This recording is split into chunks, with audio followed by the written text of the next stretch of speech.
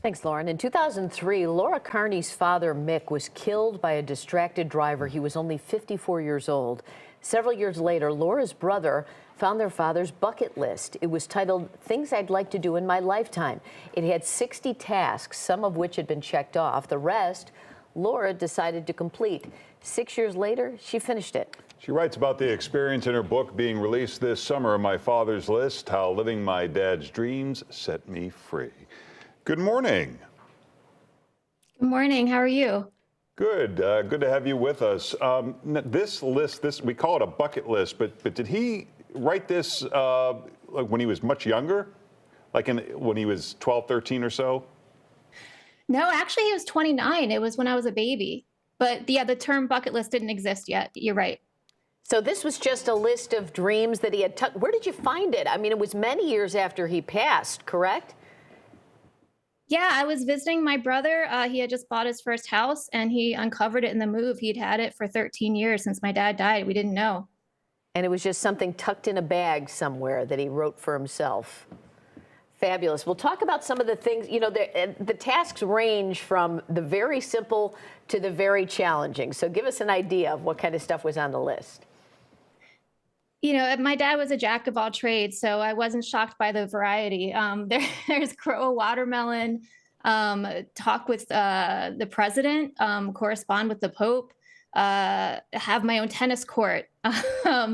I took poetic license with a few of them, I have to admit, but yeah, it really ran the gamut. Even, you know, really sweet items like give my children the best education, best example, and most love I can give. Those were some of my favorites. And what, did you have a presidential conversation? I did indeed. I actually found out, I was doing an interview on TV and someone emailed me who saw it and they said, hey, if any president will do, you should know that President Jimmy Carter still teaches Sunday school every Sunday in Plains, Georgia. So I went down there and just by chance, and this is the kind of thing that happened a lot, honestly, we miraculously met his biographer in the hotel parking lot and talked to him for about 3 hours. And he put in a good word for us because when President Carter does those Sunday school lessons, he doesn't generally talk to people. I mean, he's very nice and he takes pictures, but they tell you don't talk to him. So I got to have a few words with him, which was great. There's also things that are very unusual on the list. Like one of your father's dreams was to have 5 songs recorded and to have a few novels published. Was he a singer? Was he a writer? He was both. He was a salesman for his occupation, but he sang in piano bars and he wrote a book and self-published it in the 70s, which actually helped me quite a bit after he died. You know, I have like this book that's a guide to life from him. And yeah, so I considered my book that I wrote about the journey one of the novels. And my husband surprised me at Christmas and he's a book designer. He redesigned my dad's book and put it on Amazon. So that's the other one. And yeah, my dad wanted to have 5. I imagine he wanted to write the songs and record them himself. But the way I did that was my cousin on the Carney side is a musician. And I went to his studio and we recorded. He did the instrumentals and I did the vocals. We recorded my dad's 5 favorite songs to sing to us kids. Aww. What did this do for you, or what did you learn from this project?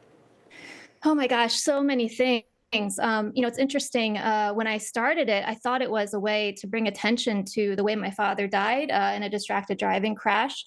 It just felt like such a meaningful mission. And that to me felt like a meaningless way to die. I had no idea I had so much inside of me that needed healing still. And there was just something about being jolted out of my comfort zone and doing all these list items that really helped me to feel alive again.